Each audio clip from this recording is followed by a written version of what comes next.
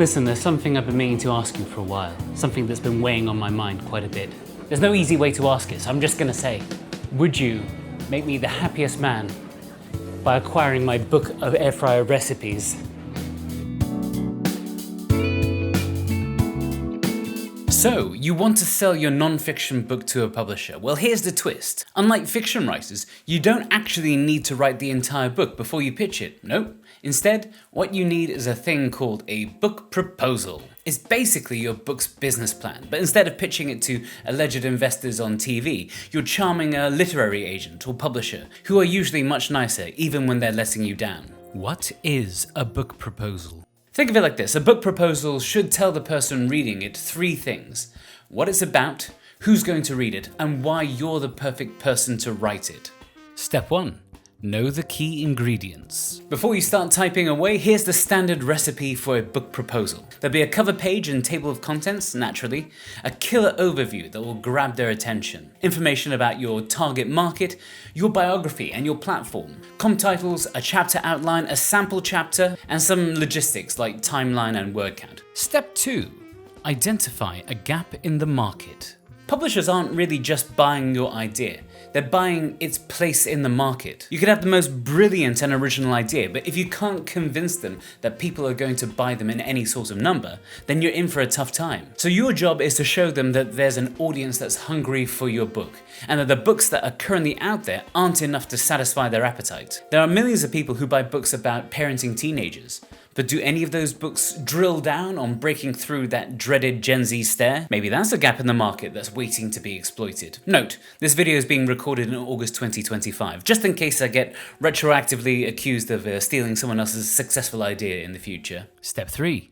Prove that you are the best person to fill it. Okay, so you have a great idea and there's a space for it in the market, but why are you the person who should be writing it? On one hand, it's crucial to establish a connection to the material, whereas novelists have the luxury of being almost anonymous writers who are creating stories from whole cloth. Non-fiction readers often actually care who's writing the books that they're reading. Self-help books on getting rich are ideally written by people who have helped themselves get rich. I could have the most fascinating, insightful process for selecting midwives to deliver a baby, backed by some incredible personal research. But if I've never been a midwife, never had a baby, never seen a childbirth, don't have a PhD in social care or whatever, then it's going to be a hard sell. As well as being someone who's connected to the material, you want to show the publishers that you can help them sell more books. So big yourself up, humble brag, or modestly share your unique expertise, your personal story, your qualifications, your existing audience. It all matters. If you've got a platform, mention it. If you've been featured in big media, definitely mention it. Very often, I'm sad to report, an author's platform can be more important than their connection to the material. That's why you'll see best-selling collections of recipes written by Snoop Dogg and Dolly Parton. You can try and go ahead and sell the book on the strength of the idea alone, but I assure you,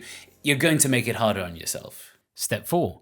Create a realistic marketing plan. Now here's a publishing myth. Once you get picked up by a big publisher, they're going to handle all your marketing for you. The truth is that most books on a publisher's front list won't benefit from the blitz of outdoor ads and radio spots and pre-arranged late-night interviews. There may be a bit of that, but most of all, your publishers want to know how you are going to help them sell the book. So, in the marketing section of the proposal, you want to be specific about the things that you can bring to the table. And I repeat, be specific. So we're talking about interviews. Don't just tell them I'll go on podcasts to promote my book. Tell them I'll book in a guest appearance on my friend's podcast, The Man Cave Revolution, which has over 50,000 weekly listens. Tell them you've signed up for 4 conferences in the coming months, which should ideally reach an audience of 700 people. For your blurbs, that's the little testimonials you see on the front and the back of your book. Don't just say, I'll get a blurb from a famous psychologist. It's better to say that you have 3 professional contacts that you can ask for a blurb, and then lay out your connection. I've worked with so-and-so as an associate researcher 5 years ago. This influencer with over 1 million followers whom I connected with at a conference. Or the head of this professional body to which I am a member. Also talk about your personal network. Don't just say I'll email my followers.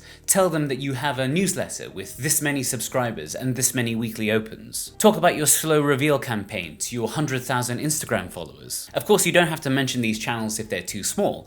However, this may be your cue to start working on at least one of these channels. And it goes without saying that you probably shouldn't lie on any of this. If you say you can do something, you better be able to. Step 5. Outline the structure. This is your chapter-by-chapter sketch of your whole book as you see it. This will show how you're going to approach your subject matter and give your publisher confidence that you're writing a book and not just a potpourri of random thoughts and essays. Publishers and agents have read countless other non-fiction books, so with just a few key points, a brief summary of the arguments, idea, or story, they'll be able to tell whether you have a well-conceived book that progresses steadily towards something, or whether you're just winging it. A few hundred words per chapter is usually fine, but make sure you check the submission guidelines for wherever you're sending it to. One piece of advice, there's going to be a broad range of people who will read your book before the publisher makes an offer. Not every one of these people will be keyed in on your subject matter, so avoid jargon where possible. Don't say, this chapter deals with leveraging synergistic frameworks to facilitate cross-sector stakeholder engagement in emergent paradigms of urban resilience. Say, this deals with how city leaders and community groups can work together to make neighborhoods safer and stronger, using the example of Pittsburgh in the 1980s. Agents and editors are smart, but they're not robots. Step 6. Write an overview that hooks. The overview is like a longer version of your back cover blurb, but for someone who holds the purse strings at a publisher. It's a high-level summary between 1 and 2 pages that covers the things that we've already discussed. What's your book about? Why now and why you? And make sure you start your overview with a compelling elevator pitch, your quick 30-second spiel that hooks them in. It's possible, if not likely, that this is the first part of your proposal that agents and publishers will read, and if it doesn't really grab them, it could also be the last. So you need to make them excited, get them curious, let your voice shine through and make them forget about the other 27 proposals sitting in their inbox. At least for now. And remember, the overview, that hook, that elevator pitch, could be what an editor or an agent uses to sell your book to their higher-ups. If they see an irresistible hook dangling in front of them, they may take that to be an easy win. And for you, that is a good thing. Step 7. Select your best sample chapter. So, you're going to need to actually prove that you can write this book, and that is what the sample chapter is for. Choose the most engaging and polished chapter you have. Very often, the first chapter works best, especially if you're writing something narrative that tells a story. However, that's not always the case. Just make sure it's the kind of writing that has them thinking, we have to publish this. As with your overview, you may want that sample chapter to start with something hooky, something that ensures they won't stop reading till the very end. This could be an interesting personal anecdote, a surprising fact, a joke, or a bold assumption. Over on our guide to book proposals, we share some examples, so make sure you click the link for some fresh inspiration. Step 8. Present the logistics. This section is quick but important. You want to tell the people what timeline you suggest for drafting the book, what range the word count might fall into, this includes any references and appendices, and whether you'll need to have tables, graphs, or other illustrations created for your book. These are of course open to discussion once you get an offer, but publishers will appreciate the heads up, especially when it comes to scheduling their releases. Step 9. Don't forget the cover page and table of contents. These might seem boring, but they're all part of a professional package. A neat, readable cover page and a clear table of contents will set the tone for the whole proposal. If there is a messy presentation here, you can be sure that there will be doubts everywhere else. Common mistakes to avoid. Okay, so just a quick round of book proposal no-nos. Claiming everyone will read this. Pick a clear, specific target audience. Writing an overview that's longer than the actual book. Okay, I'm exaggerating here, but being able to explain things in a clear and concise way is something that publishers really appreciate. Forgetting competitive titles. In that section about identifying a gap in the market, you'll want to be able to point to a few other books that have succeeded in that space. Picking comm titles is a whole other can of worms that we won't have time to go into just now, but I'll link you to the video on that topic. Skipping the marketing plan? No.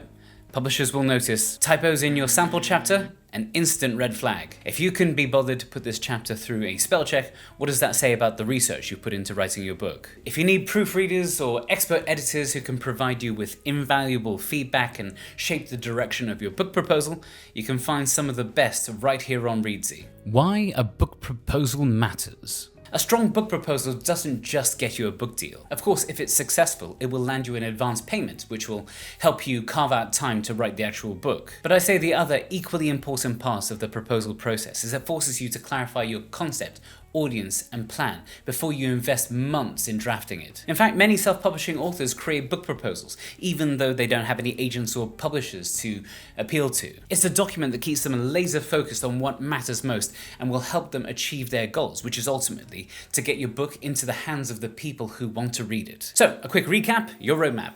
Learn the key ingredients, find the gap in the market, prove that you're the author for the job, create a marketing plan, outline the structure, nail your overview, choose the right sample chapter, give the logistical details, add a professional cover and table of contents, and there you go. Over on the Reedsy blog, we've created a free book proposal template that you can download right now. It walks you through each section with examples so you're not staring at a blank page wondering where to start. As Maui from Moana would say, you're welcome. If you found any of this helpful, hit like, subscribe, and maybe drop a comment telling me what sort of non-fiction book you're looking to pitch. And who knows, we may be talking about your book proposal in a future video. I'm Martin from Reedsy, and good luck with your proposal.